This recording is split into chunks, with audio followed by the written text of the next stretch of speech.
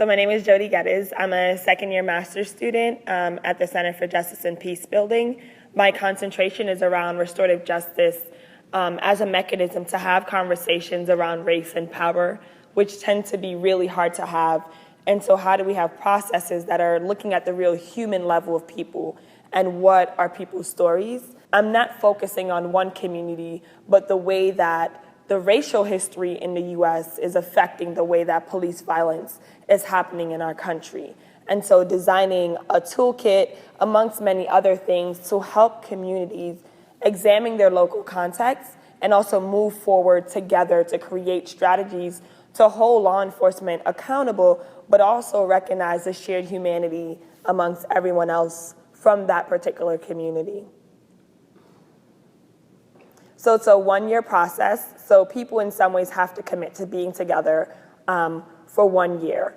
And there are 5 different sections. Each section takes about 3 months. And people meet from between 2 hours to 4 hours. That's dependent upon the group and how many people are in the group. Circle process is going to be utilized a lot as a way to really hold space. Because while people might identify within the same group, there's still power dynamics that are there. So one of the things that I've also done is design this model to help groups move forward in a process that involves engaged pedagogy, accessibility, and conflict analysis.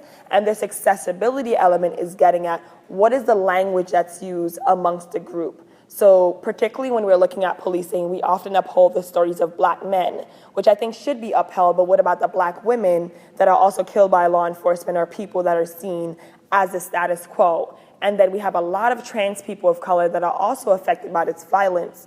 And so how do we bring their stories into that space? And so the first part of the model is really looking at who am I? So who are people outside of their professional roles? So we have to understand that law enforcement are also community members. They're also mothers, fathers, grandchildren. They embody multiple roles, and we need to be able to tap into that in order to connect that part of who they are into their professional role, because they don't leave that on the doorstep. So when they're responding to, for example, maybe a domestic violence incident, a part of their identity could possibly fit into that scenario. And that's a hard thing for us to grapple with, especially for me, particularly as a Black American, when police violence is in my face a lot, and not just a part of the news that I'm reading. So the structure of the toolkit is based within affinity groups. So people that are considered parts of the system, they have perceived positional power. So local law enforcement, for example, and local officials and other people that might contribute to funding that leads to the militarized police force that we have in the US, and then other community members. So if there's a local organizing group, a Black Lives Matter group, who are potential key people within churches, who are the key young people in the community, and bodega owners.